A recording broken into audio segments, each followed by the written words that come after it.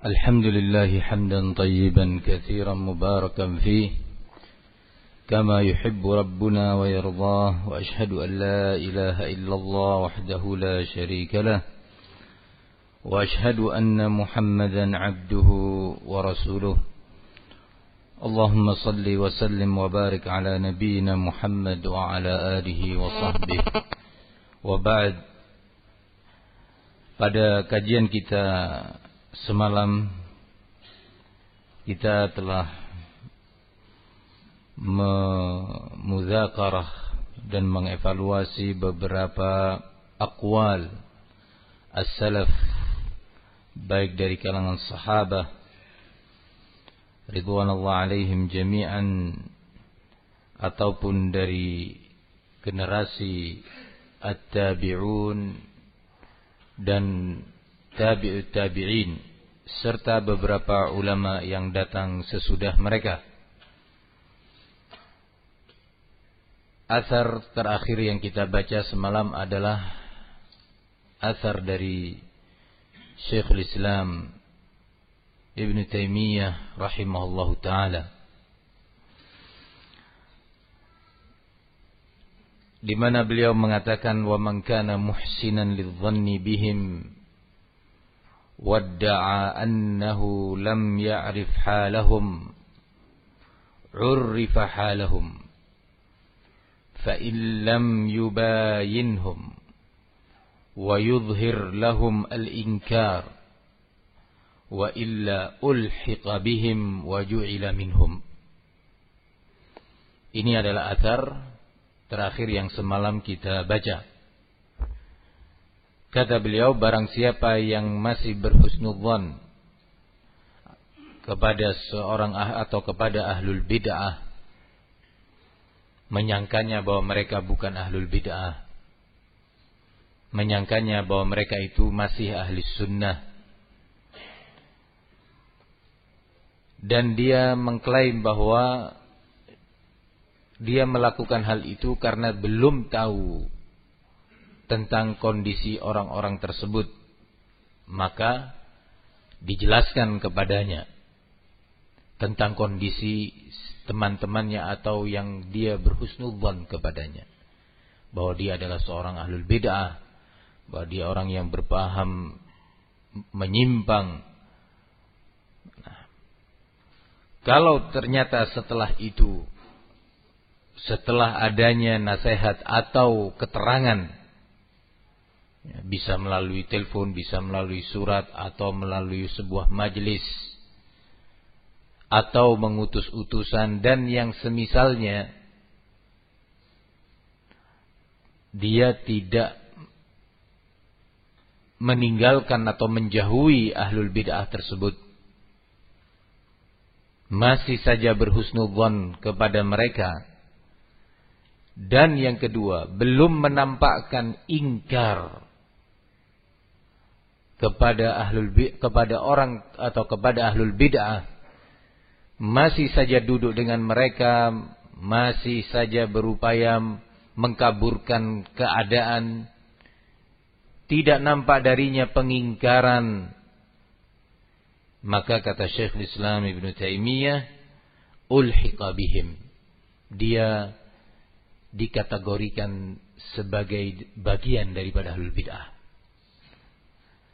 Wa ju'ila minhum, dijadikan sebagai bagian dari ahlul bid'ah tersebut. Kemudian yang berikutnya dari Ibnu Aun, salah satu ulama di masa tabi'ut tabi'in,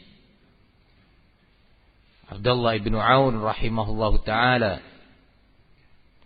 beliau mengatakan, man yujalis ahlal bid'ah asyaddu alaina min ahlil bid'ah. Barang siapa yang bermajlis, berkawan dengan ahlul bid'ah, maka dia lebih berbahaya kepada kita, lebih berat kondisinya dibandingkan ahlul bid'ah itu sendiri. Kenapa? Karena ahlul bid'ah yang jelas-jelas menampakkan bid'ahnya, Mu'tazilah jelas-jelas menampakkan kemu'tazilahnya. Khawarij yang jelas-jelas menampakkan mazhab khawarijnya. Jelas-jelas secara terang-terangan mengkafirkan muslimin atau mengkafirkan pemerintah-pemerintah muslimin. Atau memprovokasi umat untuk menentang dan memberontak kepada waliul amr. Maka yang seperti itu sudah jelas. Banyak orang faham. Tetapi seorang yang berteman, muhadharahnya bareng-bareng, ya, satu organisasi, baik itu organisasi kemasyarakatan ataupun organisasi lembaga pendidikan, ya, duduk bersama mereka, yang itu jadi mudirnya, yang ini wakil mudir, yang ini penanggung jawab ini dan itu, bersama ahlul bid'ah, bersama khawarij, bersama ikhwanul muslimin. Ya. Seperti kalau di Purbalingga dan sekitarnya itu orang yang namanya Abdullah Zain, master dari Madinah, kumpulnya sama ahlul bid'ah. Ustaz, tapi orangnya baik, Ustaz, akhlaknya. Akhlak bukan sebagai ukuran. Walaupun al-akhlak dan al-adab diperintahkan di dalam Islam. Ahlul bid'ah sejak zaman dahulu dikenal atau sering diketahui dengan adab dan akhlaknya. Amr bin Ubaid yang bermadhab al-Qadari benar-benar dikenal orang yang berbudi pekerti yang baik. Suka membantu orang lemah, dermawan, lembut.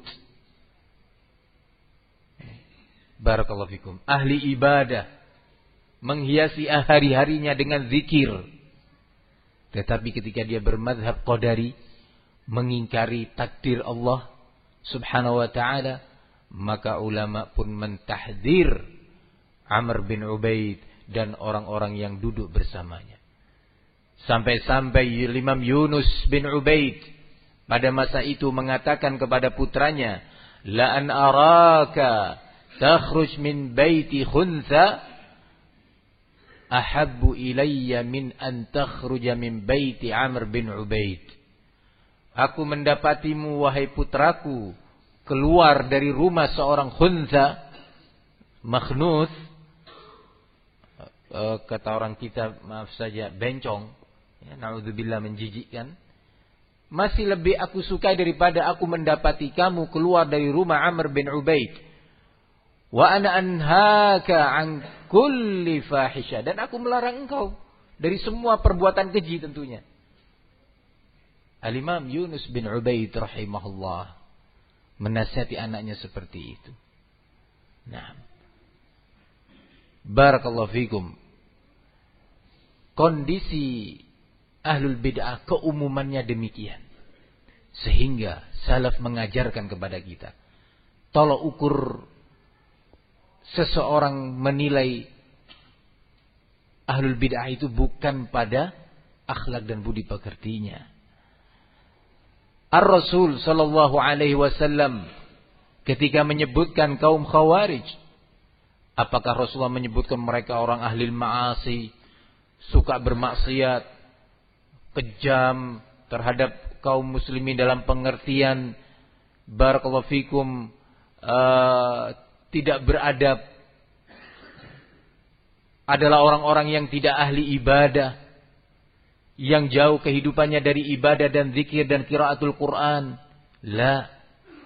Justru yang disebutkan oleh Nabi, tahqiruna salatakum ila salatihim wa siyamahum ila siyamihim wa qiraatahum ila qiraatihim. Kalian merasa kecil ketika membandingkan solat kalian dengan tingkat solatnya mereka, khawarij. Saum kalian dibandingkan saum atau puasa mereka. Dan bacaan Al-Quran kalian dibandingkan bacaan Al-Quran mereka. Tapi Rasulullah SAW mentahdzir kaum khawarij karena sebuah bid'ah pada akidahnya yang membahayakan umat. Begitu juga ketika Humaid bin Abdurrahman dan Yahya bin Ya'mur, dua orang tabi'in yang datang dari negeri Basrah, pergi berhaji ke Mekah dengan harapan bertemu dengan beberapa sahabat Rasul untuk menanyakan tentang sebuah fitnah bid'ah yang terjadi di negerinya, yaitu bid'ah Qadariyah. Maka keduanya diberi kesempatan oleh Allah untuk berjumpa dengan Abdullah bin Umar ibn al-Khattab. Ketika bertemu dengan Abdullah bin Umar ibn al-Khattab, mulailah kedua ulama dari Basrah ini menyampaikan tentang ciri-ciri ahlul bid'ah yang ada di negerinya. Disebutkan oleh mereka, qad dhahara qibalana unasun yataqaffaruna al-ilma wa dzakara min sya'nihim. Telah nampak, wahai Abdullah bin Umar, di negeri kami sekelompok orang yang mereka sangat tekun belajar. Mereka juga orang yang ahli ibadah, akhlaknya bagus. Ini dan itu kebaikannya disebutkan. Ketika disebutkan satu bid'ahnya, maka Abdullah bin Umar langsung mentahdzir mereka. Tidak kemudian mengatakan, ya sudahlah kalian coba berbaik dengan mereka. Toh mereka ahli ibadah, toh mereka orang yang baik akhlaknya, suka membantu orang-orang yang miskin, ini dan itu. Cobalah supaya dia mau rujuk, kalian dekat dengan mereka. Ya, gak ada contoh yang seperti ini, tidak pernah ditemukan dari salaf. Apa yang kita baca kemarin dari pernyataan Ayyub bin Abi Tamimat Sakhtiyani rahimahullah, ketika beliau diundang untuk atau dimintai tolong untuk memandikan jenazah seseorang. Ketika kasyafa an wajih, beliau membuka kain penutup wajah jenazah tersebut, arafahu. Al-Imam Ayyub rahimahullah mengetahui bahwa ini si fulan. Kemudian aqbilu ala sahibikum au qibala sahibikum. Silakan kalian di sini urus ini jenazah ini. Urus pemandiannya. Dia mau pergi. Kemudian menyebutkan alasannya. Qala inni arahu yauman yumashi sahiba bid'ah. Karena aku mendapati orang ini, jenazah ini, di suatu hari dia berjalan atau berteman dengan ahlul bid'ah. Dalam kisah ini ada sebuah faedah ilmu, bahwa tahdzir terhadap ahlul bid'ah atau hajar terhadap ahlul bid'ah itu kemaslahatan yang diharapkan bukan hanya taubatnya si ahlul bid'ah ini. Memang salah satu maslahah, efek positif yang diharapkan adalah taubatnya ahlul bid'ah dengan tahdzir, dengan sebab boikot dan hajar tersebut. Salah satu maslahah. Maslahah yang lain yang diharapkan adalah keselamatan iman seorang muslim. Kenapa dia menjauh dari ahlul bid'ah dan kenapa dia menghajar ahlul bid'ah?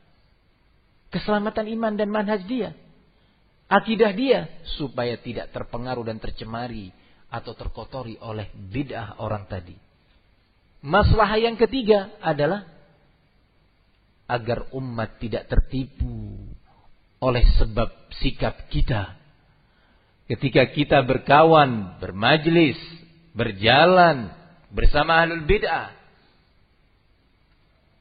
maka umat mengira bahwa ahlul bid'ah itu adalah seorang ahli sunnah, karena adanya seorang sunni yang berkawan dengannya.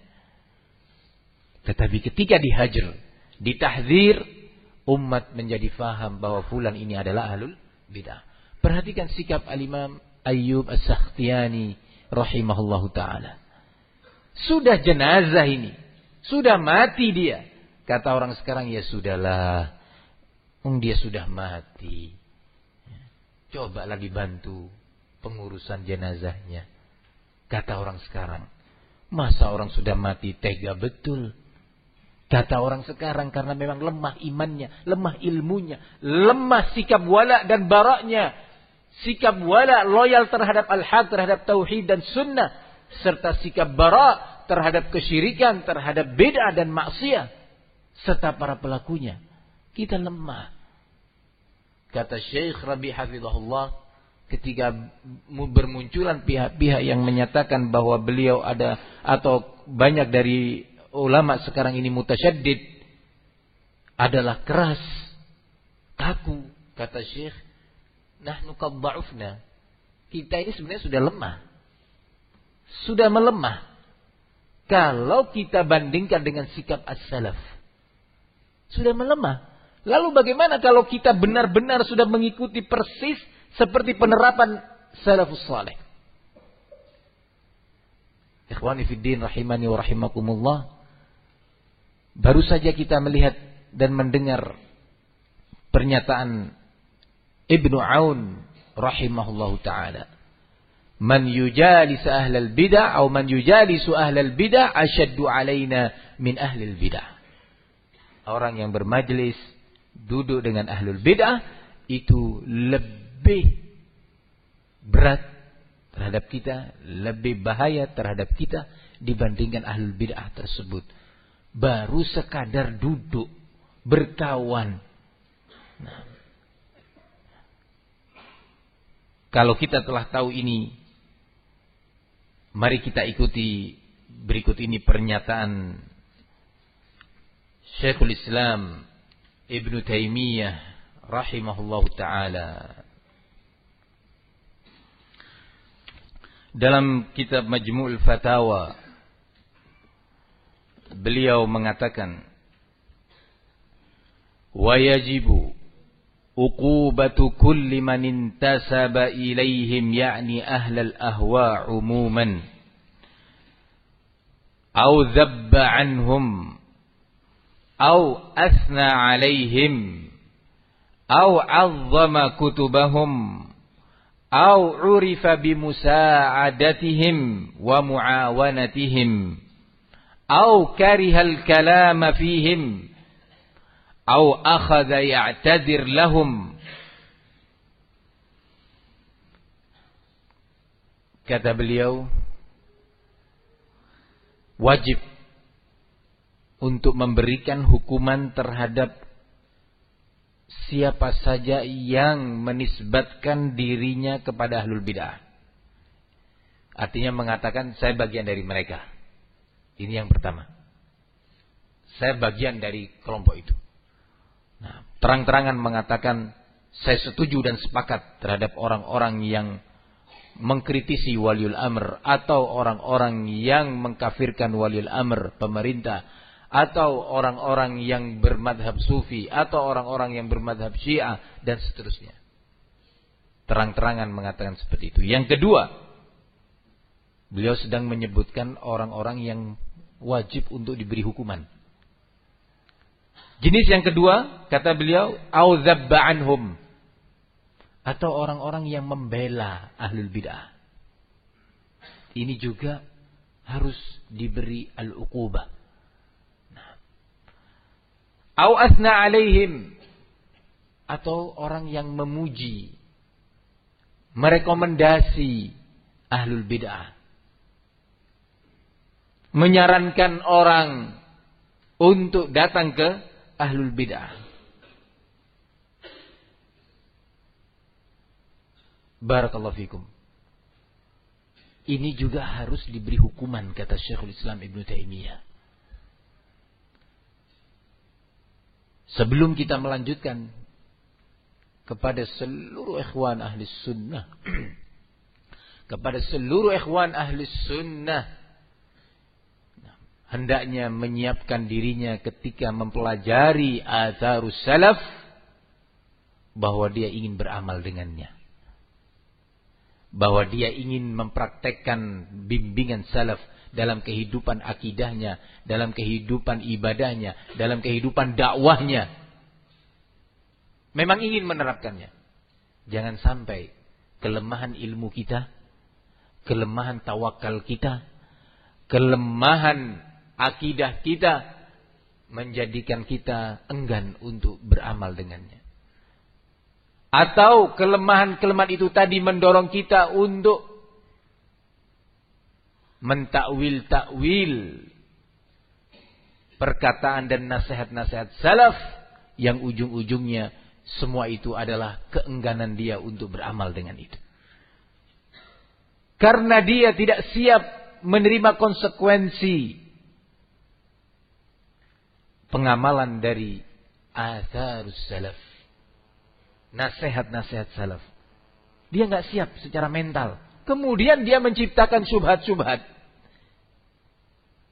Kemudian dia mencoba untuk menolak nasihat-nasihat salaf itu diterapkan. Misalkan, jangan terlalu kaku. Atau mengatakan, jangan terlalu keras. Nah, itu dulu. Kalau sekarang sudah tidak demikian. Itu ahlul bid'ah yang dulu. Kalau sekarang sudah berbeda. Nah, atau berbagai alasan lainnya. Ya tapi kan kita ini keumuman kitab-kitab yang kita baca sama. Antum membaca Fathul Majid, mereka juga membaca Fathul Majid. Antum membaca fatwa Syekh Al-Albani dan Syekh bin Baz, mereka juga demikian. Dalam media-media mereka baik cetak maupun elektronik juga menukil fatwa-fatwa Syekh bin Utsaimin dan masyayikh yang lainnya. Kenapa? Ini semua imma bersumber dari kejahilan dia karena dia tidak belajar. Sehingga dia tidak tahu jenis-jenis bid'ah dan sekaligus tentunya bahaya-bahaya bid'ah. Dalam benak dia, bid'ah itu adalah bid'ah dalam amaliyah ibadah. Dalam benak dia, bid'ah itu seperti tarekat-tarekat sufi. Dalam benak dia, bid'ah itu seolah-olah seperti yang terang-terangan semacam Usama bin Laden. Atau seperti Jalaluddin Rahmat, Syiah. Dalam benak dia sebatas itu saja. Beda. Ternyata kalau kita lihat amalan salaf yang semalam sudah kita baca. Ditanyakan kepada Imam Ahmad, ya Imam Ahmad, aku melihat ara rajulan min ahli sunnah yumashi ahlal bid'ah. Wahai Imam Ahmad, aku mendapati seorang ahli sunnah. Coba. Berkawan dengan ahlul bid'ah. Bagaimana sikap kita? Kata Al-Imam Abu Dawud As-Sijistani, murid Al-Imam Ahmad rahimahullah. Kata Imam Ahmad, jelaskan kepada dia bahwa teman yang dia bersama dengannya atau yang berkawan dengannya itu adalah ahlul bid'ah. Kalau mau meninggalkannya, mau menjauhinya, kalau tidak mau, maka dia digolongkan bersama dengan ahlul bid'ah. Barakallahu fikum. Syekhul Islam melanjutkan. Qala au asna alaihim, dan wajib untuk memberikan pelajaran, tahdzir, hukuman bagi orang yang memuji ahlul bid'ah. Ali Al-Halabi, salah satu ahlul bid'ah di masa ini, di antara sebab jatuhnya dia kepada bid'ah adalah karena dia mulai berkawan, bermajlis dengan ahlul bid'ah. Berlanjut, mulai memuji ahlul bid'ah. Beberapa tokoh berpaham khawarij semacam Muhammad Hassan di Mesir, yang dia merupakan salah satu provokator yang memprovokasi kaum muslimin di Mesir untuk menentang waliul amr dan memberontak kepadanya. Bahkan dia adalah orang yang juga terlibat memimpin langsung sebuah demonstrasi atau beberapa demonstrasi di Mesir.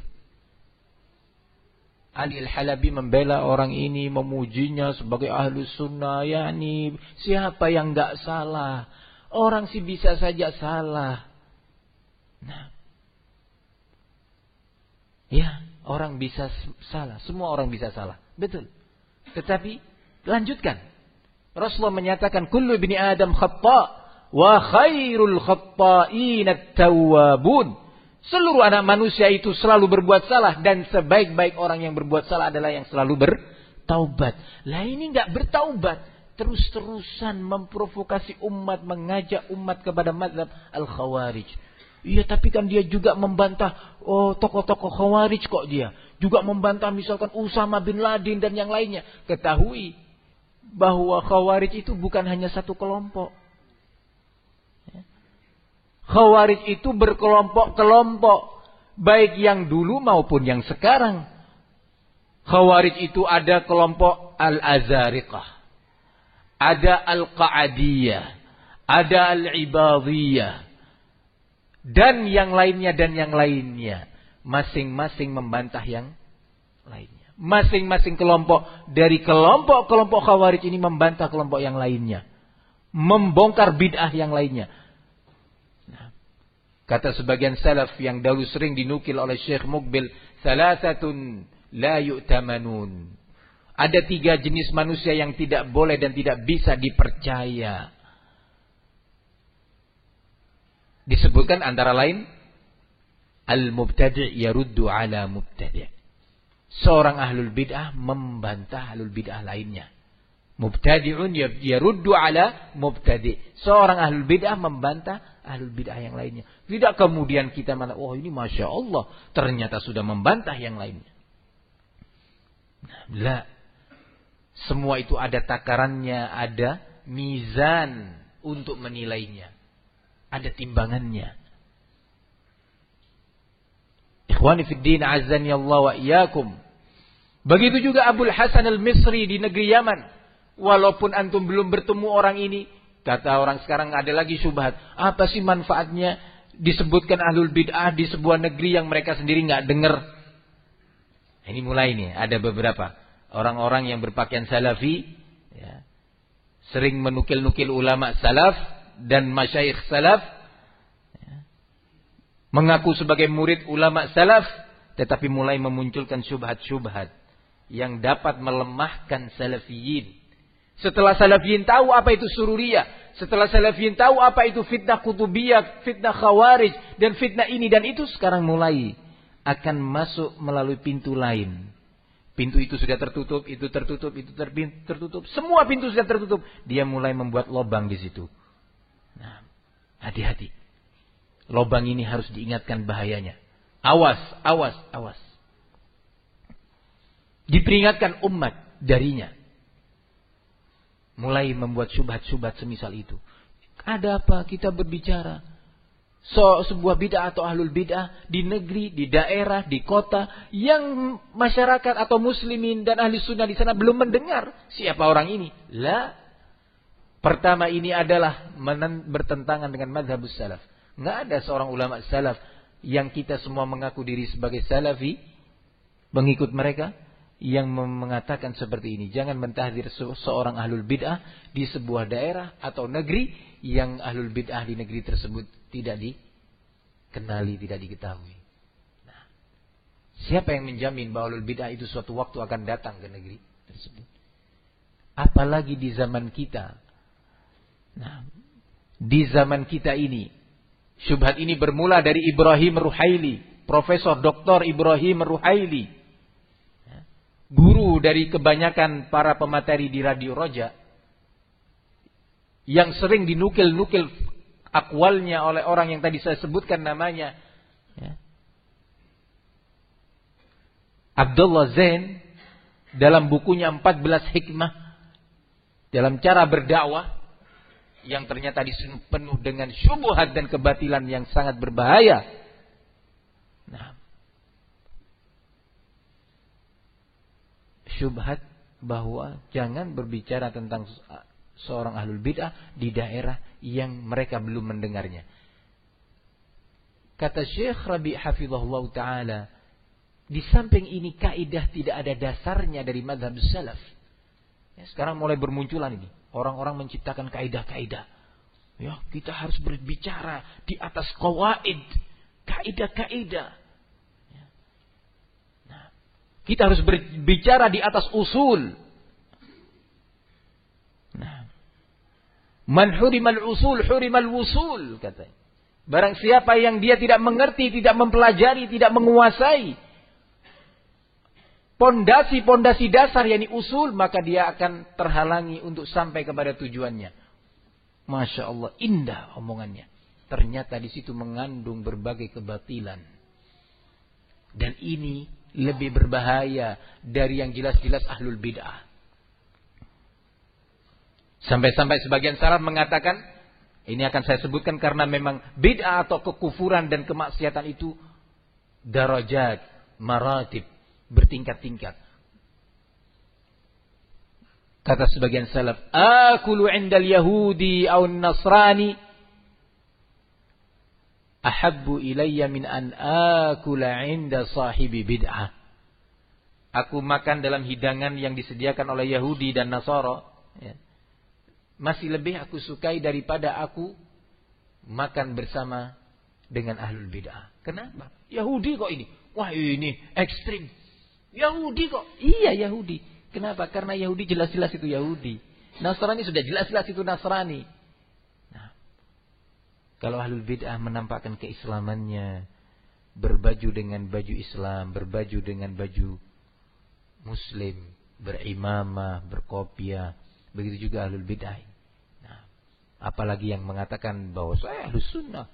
Kif Syekh bin Bas, Masya Allah, Syekh Al-Albani. Nah, wah, ini cinta Syekh Al-Albani, cinta Syekh bin Bas. Nah, dalam masalah ini Syekh bin Bas berfatwa. Wah, menukil fatwa Syekh bin Bas. Nah, berarti ini sunni salafi. La, tidak demikian, barakallahu fikum. Nah, maka sumber atau syubhat yang tadi disebutkan itu adalah syubhat yang sama sekali sangat bertentangan dengan mazhabus salaf. Barakallahu fikum. Yang kedua, di zaman kita ini, di zaman yang sudah mudah untuk dinukilkan berbagai informasi, berita di satu daerah bisa sampai ke daerah lain dengan cepat. Bahkan betapa seringnya kita mendengar berita yang terjadi di negeri kita dari kawan kita yang ada di Madinah. Iya kan? Itu ya akhi, di Indonesia terjadi ini dan itu di daerah sana. Kita nggak dengar. Subhanallah, kawan kita yang di Madinah sudah dengar. Atau sebaliknya, kita mendengar berita terjadi di Yaman, kita SMS kawan kita di Yaman. Ya akhi, ana mau klarifikasi tentang kejadian ini. Dijawab, loh kami nggak dengar di sini. Subhanallah. Di zaman yang informasi itu mudah dinukil dengan mudah dan cepat. Ya. Syubhat demi syubhat. Berbahaya orang-orang seperti ini. Ikhwani fid din, azzani Allah wa iyyakum. Atau mengatakan dengan pertanyaan kepada seorang syekh, ya syekh, di sini ada sebagian dai yang mengadakan daurah 2 hari berturut-turut berbicara tentang ihya' turas di daerah atau di kota yang di sana mereka belum mendengar apa itu ihya' turas, belum pernah tahu di Indonesia bagian timur. Nah, sayang soal ini tidak ditanyakan kepada Syekh Rabi atau Syekh Muhammad bin Hadi atau Syekh Abdullah Al-Bukhari. Maka akan diketahui jawabannya dengan tepat insyaallah. Nah, ini berbahaya ini. Nah, siapa yang mengatakan bahwa ihya' turas belum didengar sampai ke Indonesia bagian timur? Mana Indonesia bagian timur yang Anda maksud? Nah, Sulawesi kah? Maluku kah? Irian Jaya kah? Kita ambil yang paling jauh, paling timur, yaitu Irian Jaya.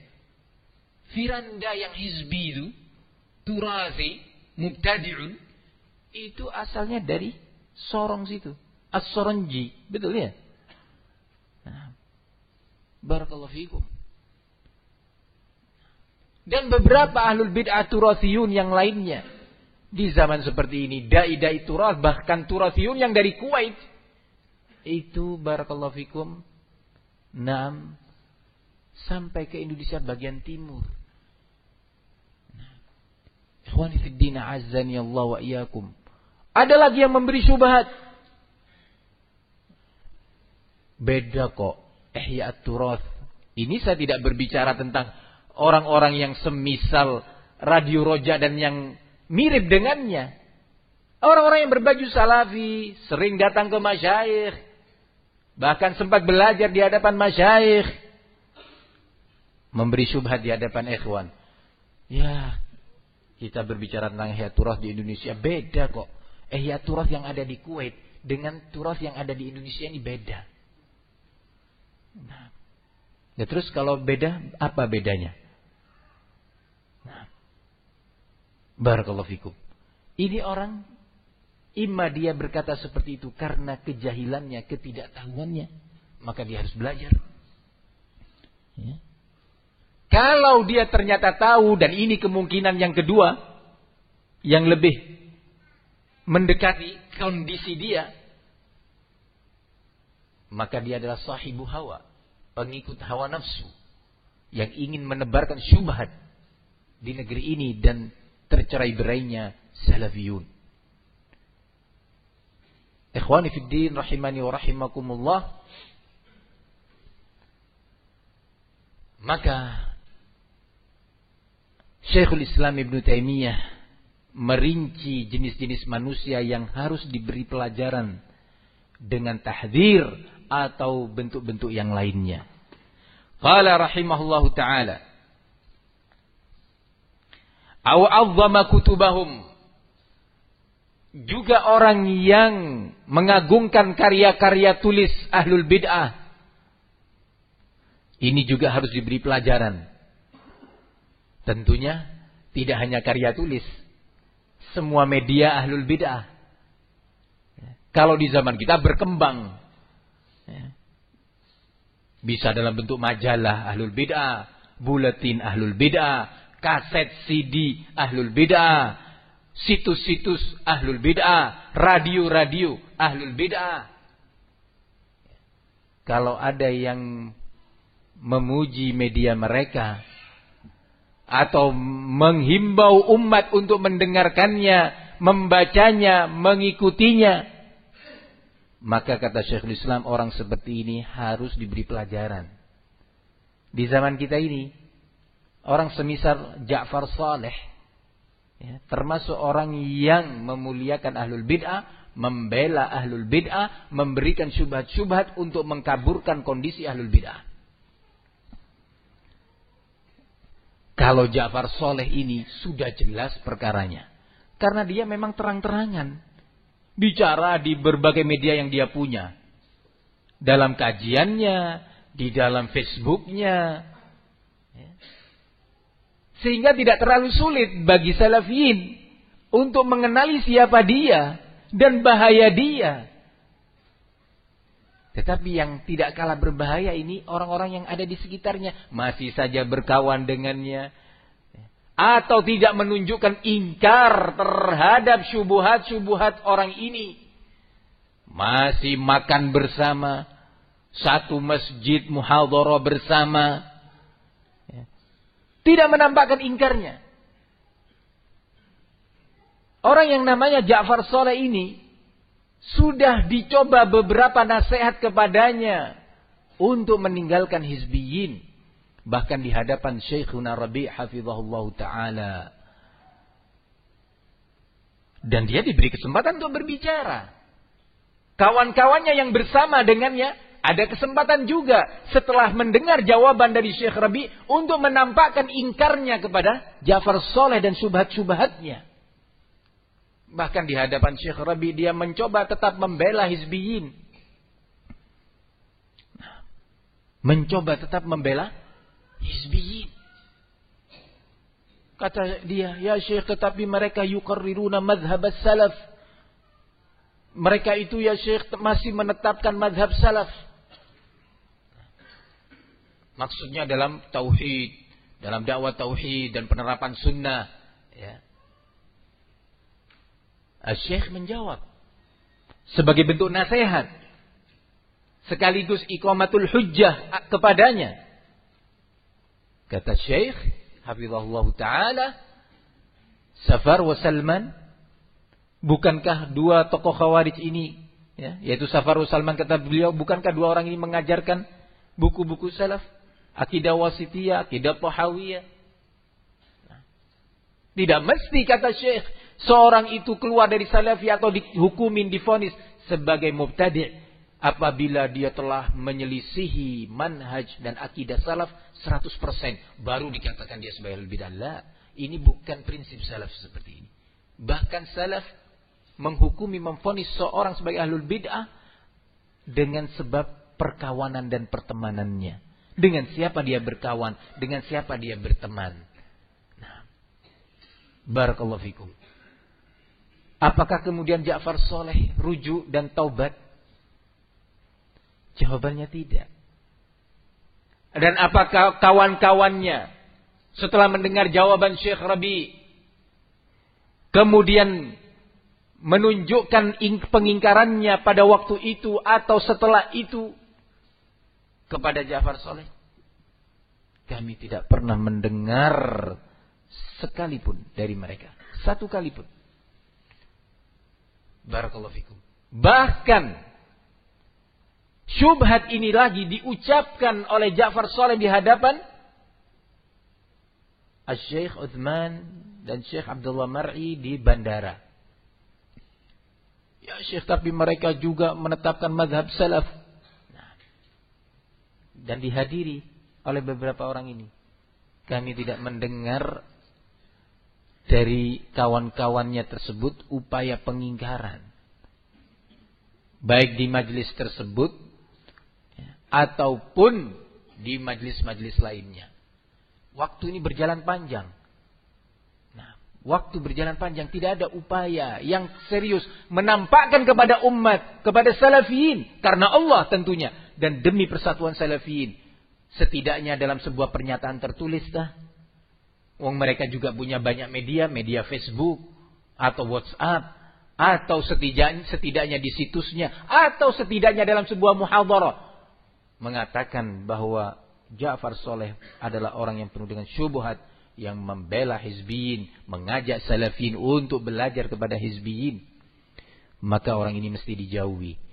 Nah, yang ada terus perkawanan tersebut berlanjut. Nah, yang seperti ini berbahaya. Bagaimana salaf membimbing kepada kita, Syekhul Islam Ibnu Taimiyah mengatakan termasuk yang wajib untuk diberi pelajaran dan hukuman adalah orang-orang yang mengagungkan ahlul bid'ah atau memuji karya-karya mereka. Di zaman kita, media-media mereka. Nah, sudah mendengar nasihat dari Syekh Rabi bahwa tidak pantas bagi salafiyin untuk mendengarkan radio milik hizbiyin tersebut. Ditanya, ya Syekh, kalau orang awam gimana? Iya juga, orang awam pun dinasihati untuk tidak mendengarkan radio mereka itu. Sudah mendengar di hadapan Syekh, diucapkan kalimat itu oleh di hadapan kita semua, Syekh mengucapkan nasihatnya tersebut. Disaksikan oleh banyak ikhwan, bukan hanya dari Indonesia, dari beberapa negara lainnya, termasuk Syekh Khalid Al-Dhafiri dari Kuwait, hadir di majlis Ramadan tersebut. Bukannya puas dengan nasihat seorang syekh, seorang ayah dalam dakwah kita ini, berangkat ke negeri Yaman, menemui Syekh Muhammad Al-Imam. Ya, di waktu itu dalam rangkaian safar tersebut menanyakan kembali permasalahan itu kepada Syekh Al-Imam. Ya Syekh, di negeri kita ada sebuah radio yang kita berselisih, berbeda pendapat di dalam menyikapinya. Ada yang mentahdir, ada yang tidak. Bagaimana Syekh? Padahal di Indonesia itu Syekh dakwah sufi. Mulai, ya sufi itu begini begitu. Ya Syekh, itu orang yang namanya Umar bin Hafidh. Ya. Ini yang bicara bukan Ja'far Salehnya, kawan-kawannya. Umar bin Hafidh, tokoh sufi besar di Hadramut, itu sering datang ke Indonesia ya Syekh. Antum bisa memahami kemana digiring permasalahan ini. Jawaban apa yang dimaukan untuk keluar dari Syekh. Nah, Coba penjelasannya misalkan, ya Syekh, di Indonesia ada sebuah radio yang dikelola oleh Hizbiyun, pengikut Ali Al-Halabi wa Abul Hasan Al-Misri, ya, dari kalangan orang-orang yang bermuamalah dengan Ihya At-Turath. Nah, apa nasihat antum terhadap media radio ini ya Syekh untuk salafiyin? Nah, barakallahu fikum.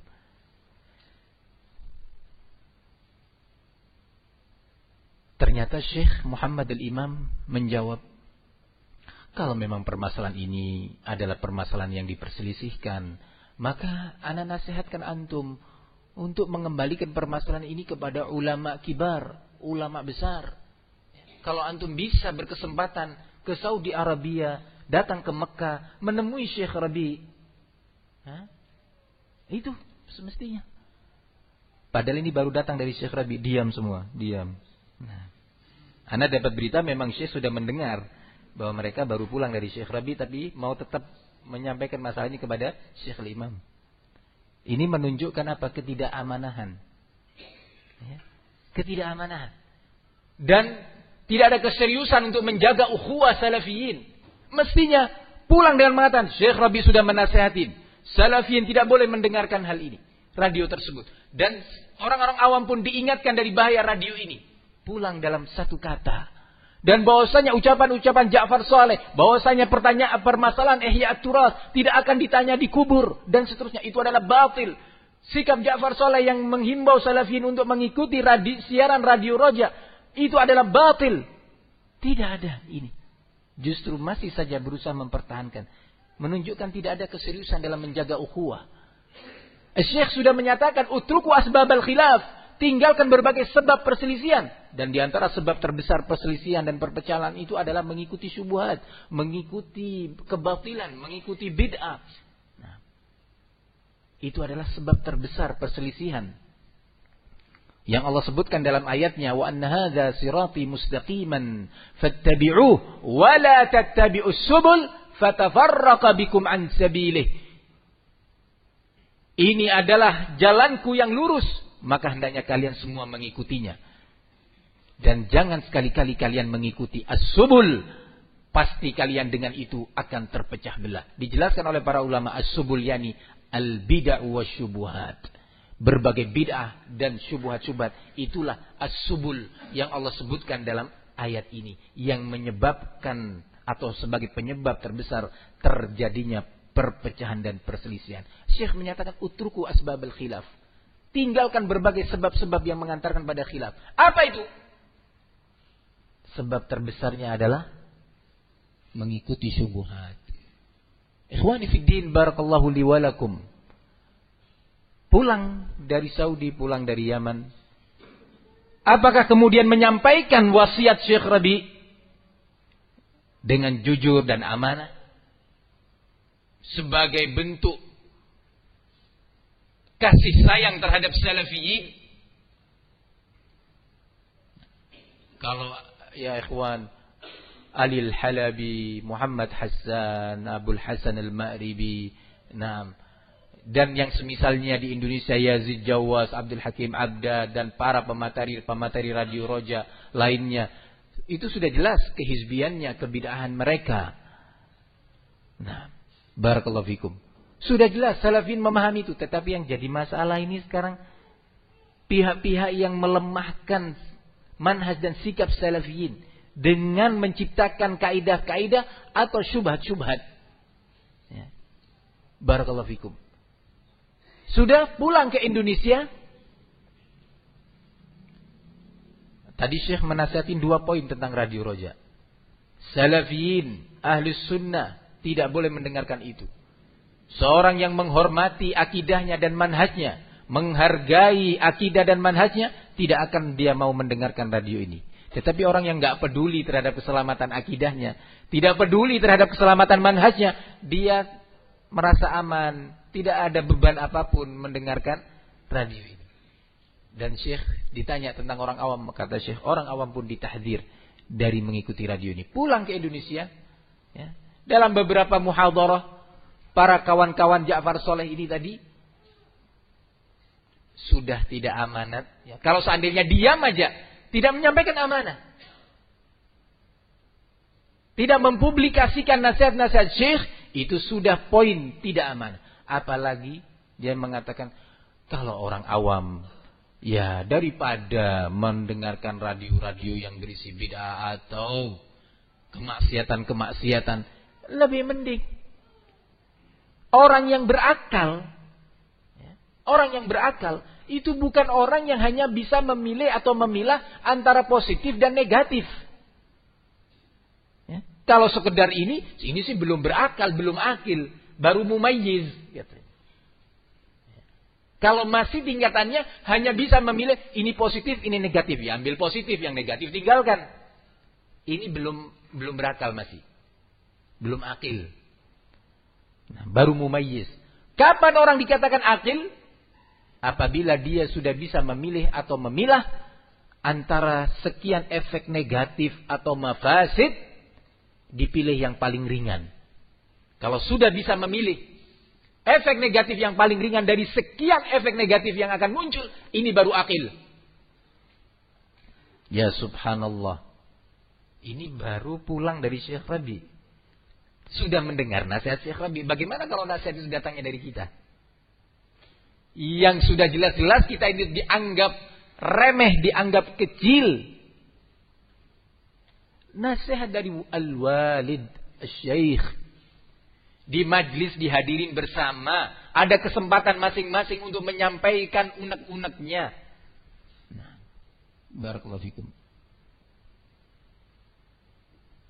Ikhwani fid din, azzani Allah wa iyyakum. Perhatikan ini baik-baik. Nah, ternyata dia bicara ke sana kemari membawa syubhat itu tadi. Nah, maka yang seperti ini pun berbahaya. Wajib umat untuk diingatkan dari bahayanya secara bertahap sesuai dengan kondisi dan kebutuhan. Kemudian Syekhul Islam melanjutkan, au urifa bi musa'adatihim wa muawanatihim, dan juga wajib diberi peringatan atau hukuman orang-orang yang membantu ahlul bid'ah, membantu menyebarkan media mereka, ceramah-ceramah mereka,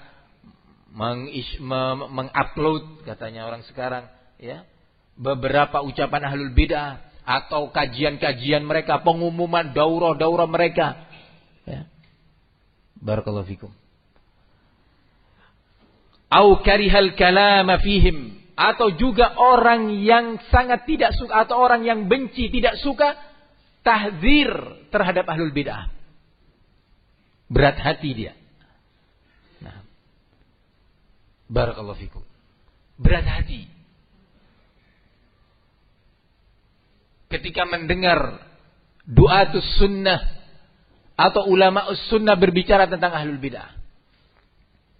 Macam-macam bentuk ungkapan berat hati dia. Ada yang terang-terangan karena dia masih jahil. Jadi terang-terangan, ini apa ini? Bicaranya ahlul bid'ah saja, ahlul bid'ah saja. Ini jahil. Masih urakan, masih arogan. Dan ini enggak terlalu berbahaya. Yang berbahaya itu kalau dikemas bicaranya itu usul ahli sunnah. Cara berdakwah ulama kita itu tidak demikian. Ikhwan, semisal kita ini karena jarangnya kontak dengan ulama, jarangnya berhubungan dengan ulama atau membaca karya-karya mereka, bisa termakan syubhat ini. Nah, barakallahu fikum. Daurahnya terus saja bicara tentang Khawarij, bicara tentang Turath, bicara tentang Alil Halabi.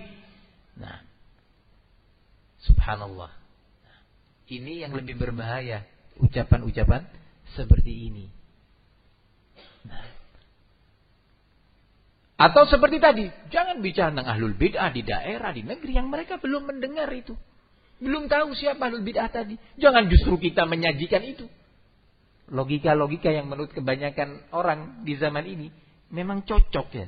Tetapi kalau itu orang yang bermanhaj salafi, sering membaca dan mengikuti atharus salaf, dia menyatakan dia tahu ini batil. Ini berbahaya ini. Sejak zaman dahulu, ketika fitnah khalqul Quran di zaman Al-Imam Ahmad, kaum Mu'tazilah, nah, mempropagandakan akidah bahwasanya Al-Quran itu makhluk, bukan kalamullah, maka ulama berfatwa, beramai-ramai membantah bahwa man qala innal Qur'ana makhluk fahuwa kafir. Barang siapa yang mengatakan bahwa Quran itu makhluk, bukan kalamullah, dia kafir. Lebih dari 500 ulama, kata Ibnul Qayyim dalam Nuniyahnya, yang tegas memfatwakan kekufuran orang yang mengatakan atau berakidah Al-Quran adalah makhluk, bukan kalamullah. Lebih dari 500 ulama pada waktu itu yang berfatwa demikian. Nah, ikhwani fiddin rahimani wa rahimakumullah, ternyata datang syubhat. Karena masyarakat sudah tahu, hati-hati, ini orang termasuk yang mengatakan Al-Quran makhluk, ditinggalkan, dijauhi, dihajar. Ya, maka ahlul bid'ah melemah. Di saat seperti itu mulai muncul pihak-pihak, Al-Quran apa? Kalamullah. Iya kalamullah, bukan makhluk, bukan. Cuma kata dia, ucapan kita ketika yang kita baca ini, Al-Quran yang kita baca itu, ya, itu makhluk. Bacaan saya ini makhluk. Kalimat ini mengandung kemungkinan-kemungkinan. Kata sebagian ulama, kalau yang dimaksud lafzi bil Quran makhluk, bacaanku, ucapanku ini, pelafazanku ini terhadap ayat-ayat Al-Quran ini makhluk, maksud dia adalah suara dia yang keluar dari lisannya, maka itu benar. Tetapi kalau yang dia maksud, apa yang dia baca, isi yang dia baca itu adalah makhluk, maka ini adalah jahmi. Bukan apa, ingin menjelaskan, merinci. Kenapa sih? Sampai akhirnya Imam Ahmad rahimahullah mentahdir Al-Karabisi, Husain Al-Karabisi, salah satu tokoh Mu'tazilah yang tadi bersembunyi di balik kata-kata yang samar-samar. Maka Imam Ahmad mentahdir Al-Karabisi berulang kali di berbagai majlis.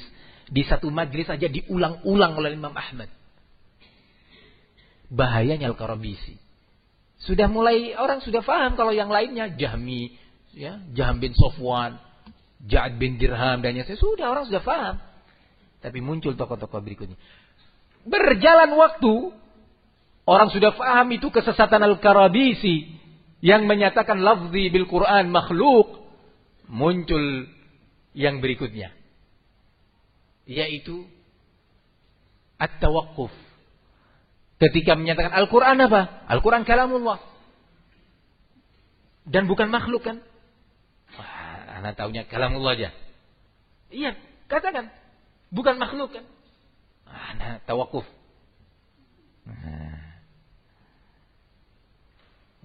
Sehingga sebagian orang yang tertipu. Kenapa sih ditahdir? Dia sudah mengatakan Al-Quran kalamullah. Kenapa sih dikatakan Jahmi? Jahmi itu kan yang mengatakan Al-Quran itu makhluk. Wah, ini sih ekstrim ini terlalu berlebihan ini, kata orang sekarang. Tapi dahulu orang-orang di masa itu mengikuti nasihat ulama kibar. Maka ditahdirlah orang-orang yang semisal di antara lain Ya'qub bin Syaibah. Siapa Ya'qub bin Syaibah? Antum kalau lihat nama ini di dalam kutubul jarhi wa ta'dil, kutubur rijalul hadis, akan muncul nama Ya'qub bin Syaibah. Kalau yang punya maktabah syamilah, ya, coba buka itu kutubut tarajim wa tabaqat, ya, ketik nama Ya'qub bin Syaibah. Akan keluar nama di situ. Banyak sekali. Saya jamin kalau cuma 200 angka nama dia lebih. Ya. Buka Tahdhibut Tahdhib dan yang semisalnya, ya. Ternyata dia termasuk orang yang dulunya juga pakar tentang biografi para perawi hadis.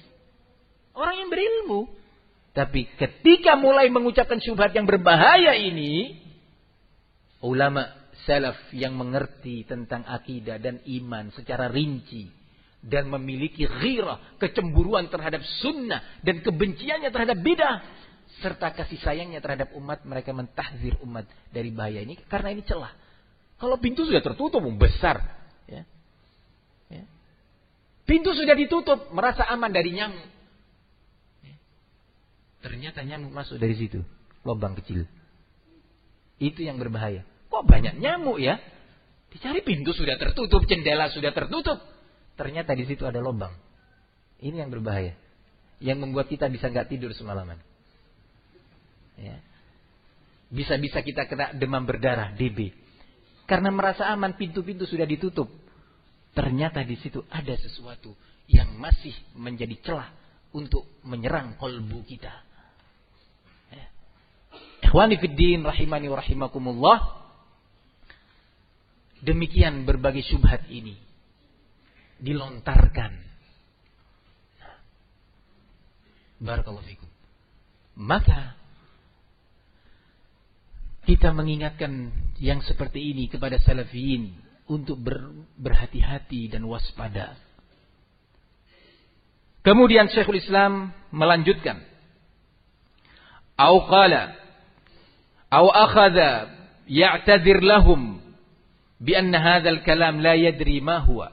Atau orang yang mencarikan udzur-udzur untuk ahlul bid'ah. Ya mungkin dia gini, ya mungkin dia maksudnya itu bukan begitu ya akhi. Maksudnya dia itu barakallahu fikum. Au qala innahu sannafa hadzal kitab. Atau dia ini orang yang punya karya, dia menulis kitab ini, dia menulis kitab itu. Ya akhi, masa ditahdzir? Coba lihat manfaatnya karya-karya dia. Nah, barakallahu fikum. Ada beberapa syubhat lagi, contohnya macam-macam bentuknya. Nah, orang-orang yang berkawan dengan Ja'far Saleh ini juga, ya, dia mengucapkan syubhat bahwa Firanda, kenal ya nama Firanda ya? Nah, Firanda itu ya jangan dibantahlah. Toh dia juga membantah sufi. Iya kan? Membantah siapa itu? Habib yang sudah mati? Habib Munzir ya? Nah, dia jangan dibantah. Nah, dia juga membantah orang sufi kok. Nggak cukup sampai di sini. Ini dilontarkan kepada sebagian ikhwan di daerah dia. Kalau tadi bicara Indonesia bagian timur, ini di Indonesia bagian barat. Nah, ujung paling barat lagi.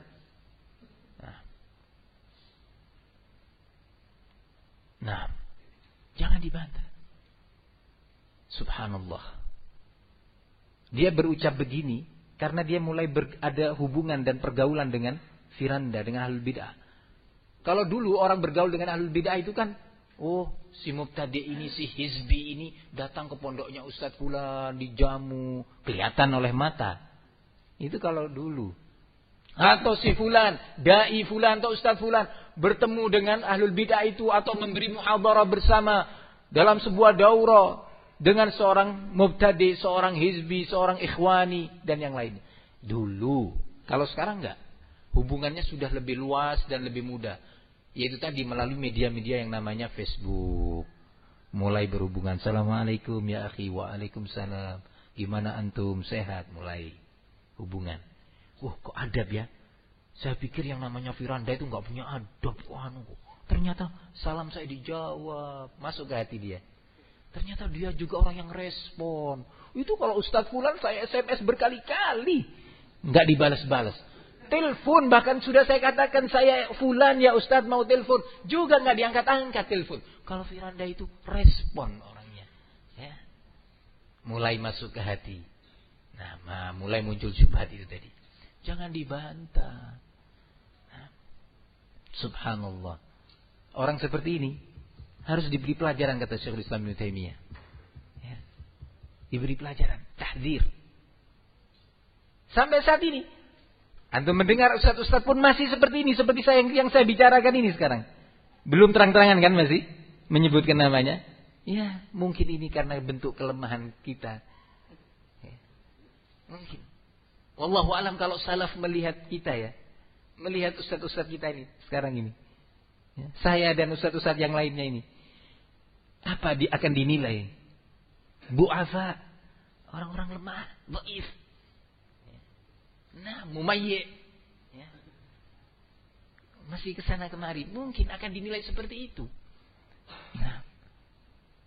Iya kan? Sampai sekarang saya masih belum terang-terangan menyebutkan kan. Padahal dia sudah berbicara syubhat ini.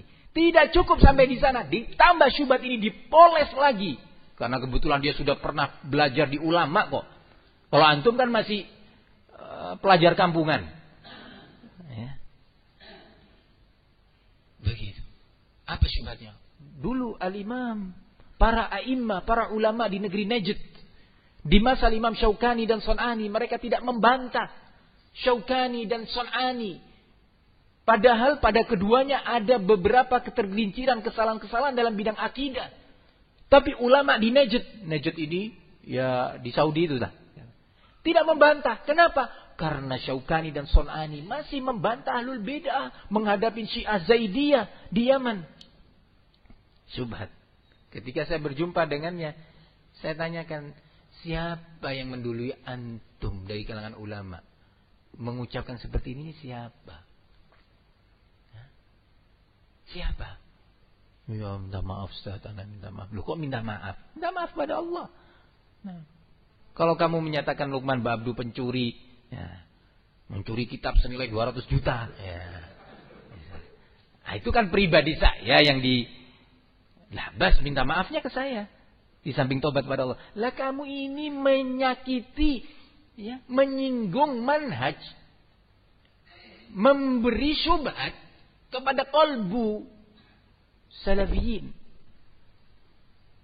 Barakallahu fikum. Coba antum perhatikan, tidak cukup syubhat yang pertama dipoles lagi oleh dia, mencoba menisbatkannya kepada ulama. La, tidak demikian mazhab salaf. Barakallahu fikum, tidak demikian. Ikhwani fid din, azzani Allah wa iyyakum. Kemudian Syekhul Islam melanjutkan, wa amsal hadhil ma'adzir, dan udzur-udzur yang semisal ini dalam upayanya dia tidak suka mendengar tahzir ahli sunnah terhadap ahlul bid'ah, mencoba memberikan udzur-udzur yang telah disebutkan atau yang semisalnya, kata Syekhul Islam Ibnu Taimiyah. Nah, yang semisalnya sudah saya sebutkan itu tadi. Contoh-contohnya praktek di Indonesia. Ya. Barakallahu fikum. Supaya kata orang sekarang supaya connect. Ya. Sering kita membaca kitab atau mendengarkan azhar salaf, ya, nasihat ulama salaf, nggak bisa menerapkannya di zaman kita tuh kayak apa sih? Maka dibantu oleh ulama kita, dibantu oleh para ulama, oleh para ustadz dan para duat, ditransfer hal itu kepada kita. Ini loh penerapannya di zaman kita tuh seperti ini. Nah, tidak kemudian asar-asar tersebut, nasihat-nasihat dan prinsip salaf hanya kita hafal, hanya kita baca di daurah-daurah dan pelajaran-pelajaran, dalam keadaan kita nggak paham bagaimana penerapannya di zaman kita. Nah, barakallahu fikum. Syekhul Islam melanjutkan, allati la yaquluha illa jahil au munafiq. Atau kata beliau, berbagai bentuk uzur ini dan yang semisal yang di samping yang telah disebutkan tadi, yang tidaklah diucapkan kecuali oleh seorang yang jahil, ya jahil, tidak berilmu dia. Atau subhanallah, pedasnya pernyataan Syekhul Islam, atau seorang munafik, memang maunya ke sana kemari. Kata orang sekarang, dulu kita sering mendengar manhaj pramuka. Iya kan? Sebenarnya ini istilah di zaman kita aja. Manhaj di sana senang, di sini senang. Nah, barakallahu fikum. Atau kalau dalam bahasa ikhwanul muslimin, nata'awanu fima ittafaqna alaih wa ya'duru ba'duna ba'dan fima ikhtalafna fi. Ini adalah manhaj nifaq. Amantum. Kita bekerja sama, berkawan, berdakwah dalam satu langkah, satu organisasi, dalam urusan yang memang kita sepakat tentangnya, kata Hasan al-Banna. Kita tidak ada khilaf tentangnya. Sementara yang kita khilaf tentangnya, kita saling memberikan udzur, mentolerir. Nah, ini sebenarnya manhaj nifaq. Nah, mencoba melindungi ahlul bid'ah, membela ahlul bid'ah. Secara praktek akhirnya berkawan dengan Syiah Rafidhah, berkawan dengan Sufi. Ya, barakallahu fikum. Di zaman kita, Ihya Turath dengan didikan Abdurrahman Abdul Khaliq persis dengan ini. Persis. Nah, hanya saja bentuknya lain-lain. Nah, dia mengatakan dengan beragamnya kelompok di tengah masyarakat muslim itu positif. Justru memperkuat, ya, mengokohkan Islam. Ya, masing-masing kelompok bergerak di bidangnya. Ya, sehingga kelebihan yang ada pada kelompok ini menutupi yang kekurangan yang ada pada kelompok lain. Sehingga keberadaan kelompok-kelompok yang ada ini, Tabligh, Ikhwanul Muslimin, Hizbut Tahrir, Jamaah Islamiyah, dan yang semisalnya, ini sebenarnya semakin mengokohkan Islam. Ini manhaj nifaq. Membela ahlul bid'ah, melindungi ahlul bid'ah. Barakallahu fikum. Nah, Abdurrahman Abdul Khair. Ternyata oleh Ihya Turaf diterapkan ini. Dalam perjalanannya Ihya Turaf, tokoh-tokohnya berkawan dengan Sufi, dengan Syiah Rafidhah, membela Syiah. Nah, demonstrasi bersama Syiah, memberi muhadharah bersama mereka. Nah, ini Ihya Turath. Barakallahu fikum. Dan terus berlanjut, syubhat ini dikemas lagi. Abul Hasan al-Ma'ribi sudah paham kalau mengucapkan itu tadi slogannya Hasanul Banna, orang akan menjerit, ikhwani. Seperti kalau dulu masih saja terang-terangan mengatakan Al-Quran makhluk. Jahmi. Turun. Nah, Al-Quran kalamullah. Cuma lafzi bil Quran makhluk. Oh, sudah orang pada tahu. Karena belajar. Ini Jahmi. Imam Ahmad berfatwa. Ishaq bin Rahawai berfatwa. Nah, dan ulama-ulama yang ada pada waktu itu. Bahwa ini Jahmi mubtadi'. Nah, muncul yang berikutnya. Al-Quran apa? Kalamullah. Bukan makhluk kan? Cukup sampai situ. Kira kalamullah ya. Bukan makhluk kan? Ana enggak ikut campur itu. Nah, ana abstain. Ya. Ana tawakuf. Nah, makalah muncullah taifah yang dinamakan firqah al-waqifiyah atau al-waqifah. Kelompok yang tawakuf. Nah, ini Yaqub bin Syaibah salah satu tokohnya. Nah, di zaman kita juga demikian. Abul Hasan mengatakan karena upaya dia dan syubhat dia untuk tetap membela ahlul bid'ah dan ingin berkawan dengan banyak orang tidak sempit, dia mengatakan nuridu manhajan wasi'an fadfadha yas'ul ummata kullaha. Kita ini menginginkan manhaj yang luas, enggak sempit ya akhi. Yang luas, bisa meliputi umat semuanya. Jangan yang sempit. Ini tahdir, sana tahdir. Ini mubtadi, itu hizbi. Sempit akhirnya. Ini persis ini manhaj Ikhwanul Muslimin. Kalau bahasanya Syekhul Islam, orang yang mengucapkan ucapan seperti ini, yang memberikan uzur-uzur terhadap ahlul bid'ah ini tadi, imma jahil, orang yang memang jahil, bodoh, tidak belajar, tidak berilmu. Ini kemungkinan pertama. Fala nabtaghil jahilin, maka kita tidak menginginkan berkawan dan berteman dengan jahilin. Atau yang kedua kata Syekhul Islam, munafik. Kalau ini diucapkan sekarang, apa yang akan terjadi nanti? Nah, kita dituduh munafik. Nah, ini saya membacakan pernyataan Syekhul Islam Ibnu Taimiyah.